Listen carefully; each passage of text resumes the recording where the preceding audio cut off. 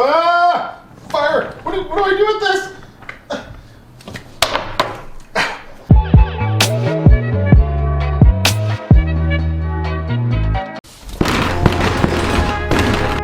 How's it going?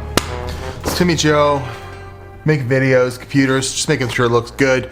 Because I just recorded a whole take where the focus was like, I don't know, maybe back there. Maybe it was like a foot in front. I don't know where the focus was in the video.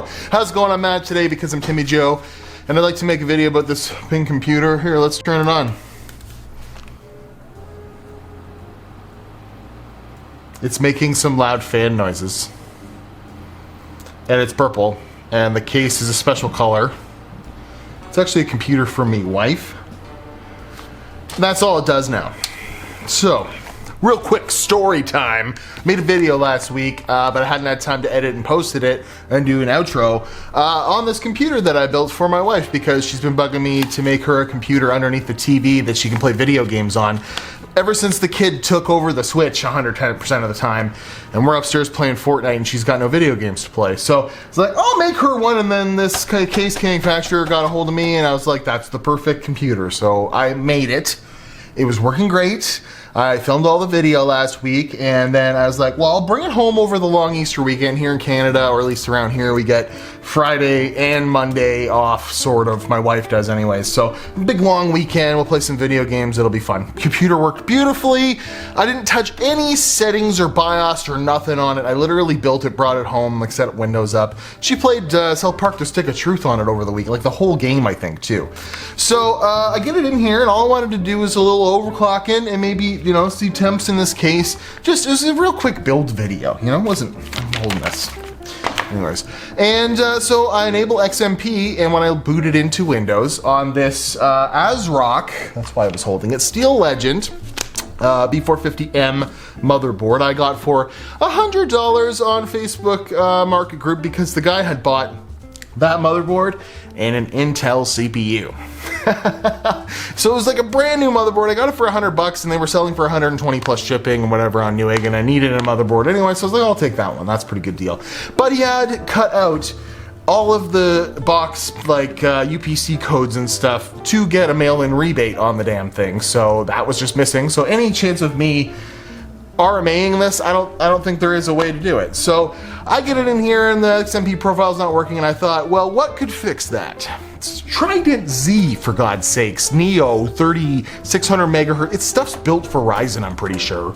You know, CL 16, 1919, 3600 megahertz. Have had no issues running this stuff in other Ryzen motherboards at its XMP profile. Set it and forget it. This one, yeah, gets to Windows and crashes. So I go and grab the BIOS update, and it's like weird because ASRock's BIOS updates are littered with like, don't use this BIOS with Pinnacle Ridge, and it's like making me weird. I'm like, it's a BIOS update. So I, of course, turn the computer back on, go on the BIOS, start applying the update, you know, plug in my my USB key, and then I start paying attention to something else, and I see the meters going over here on the monitor, and then it restarts, and it's doing that thing where it just has loud fans for 10 minutes.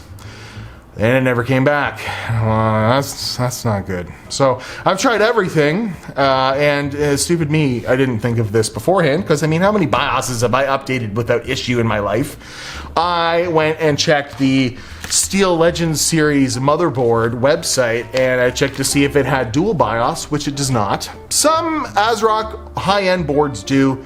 This one does not. All Gigabyte motherboards have dual BIOS, going back to like Core 2 Duos, man. BIOS is corrupted. It's something that happens. Oh, well, we'll go to the second BIOS. How expensive could you imagine that costs Gigabyte? Like how, the amount of RMAs and the amount of you know, tech support you're not doing over the phone would pay for it to have the two little chips. And the R&D to have the switcher that when it goes, oh, this BIOS isn't working, it switches over to the other one, or to put a switch on the motherboard, which I like better. You know, graphics cards do this all the time. AMD ones anyways, switch the BIOS if you get a corrupt BIOS. It's lovely. So this doesn't have this at all. So I'm like, one last ditch effort. Maybe it's got some form of BIOS flashback. I know I have used that on a Tai Chi motherboard before. And what is BIOS flashback? Well, I believe Asus started this. I've seen it on a lot of MSI motherboards. Pretty much all the high-end board manufacturers do it now. It's a button in the computer or maybe in the back I/O panel that you press after you have a specific BIOS file on a, I keep looking for a USB key. On a USB key, you put your BIOS on there, you probably call it like MSI or BIOS.ROM or something like that. Put it in here, press a button, the computer turns on and a light flashes. And when the light stops flashing, your new BIOS has been installed on the BIOS chip on the motherboard. And the greatest thing about this, you don't need RAM, you don't need a CPU, you can just do that. Maybe you do need RAM, but you don't need a CPU anyways. The whole idea is that you can update a lower end motherboard with an old BIOS on it to support a new CPU without having another CPU there. So that's super cool. So this little crappy 120 Canadian dollar, 140 Canadian dollar, maybe it's even more than that, motherboard. It's an MATX board, doesn't have any of those functions. I can't even find where the damn BIOS chip is on this motherboard. Like, I've looked all over, it's not apparent. Like, Gigabyte's pretty good for labeling the two BIOS chips so you know where they are, because you can use an external EEPROM programmer, which is something I might look into. I don't even know if it would be worth it on this thing. It's really hard to find information just Googling this kind of stuff too, because it's super, super niche. But there is a tool you can buy that will clamp on to the BIOS chip that you can use an external laptop to program the BIOS back onto it, and then hopefully the board works. This is a high tier repair that not a lot of people are going to know how to do, and you need the specific hardware for. I don't think it's even worth it for the 100. I already ordered another motherboard. Hopefully we'll get this video done later on in the week when my new motherboard shows up, and it's an MSI one. So, I already tried this with the real manual, and I couldn't do it. And then I burnt it on camera, which I'll show. I probably showed already.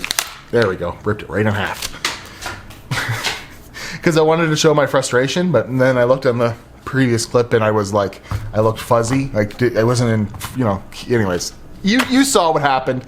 So I'm just venting on YouTube. And I'm giving a little word of caution as the motorcycle goes by. If you want to update your BIOS, have a good reason to do it. I know that people always say you should have the best security updates and this and that, but if you're like an inexperienced user, something as simple as a BIOS update could brick your computer. I'm a flippin' expert, and I just did it. And I will admit, I had the XMP profile set that wasn't working and was restarting Windows. So what did I do? I just went into the BIOS and went into instant flash and started flashing a BIOS without resetting it first to the default RAM timings. Now, I don't think that this should have anything to do with me cracking my BIOS here, but I'm gonna, from now on, try and make a point to clear the CMOS, save, restart the computer, and then apply a BIOS update. Because maybe the crappy XMP profile was the cause of this happening, and it was something I did as an expert myself. But if you're not an expert, don't worry about updating your BIOS. If there's a reason for it, you want faster memory speeds, you're getting into it, maybe make sure you have two BIOSes or BIOS flashback first, because those tools can really save your butt. And if you don't have them and you screw something up, you're like me and you're buying another $100 and some motherboard. Yeah, so those are my, my little things. And, if it has BIOS flashback, you're good. If it has, switch in there. But if you do really need to update your BIOS, just make sure your computer is plugged in. It's nowhere it's gonna be reset in the middle of the BIOS update.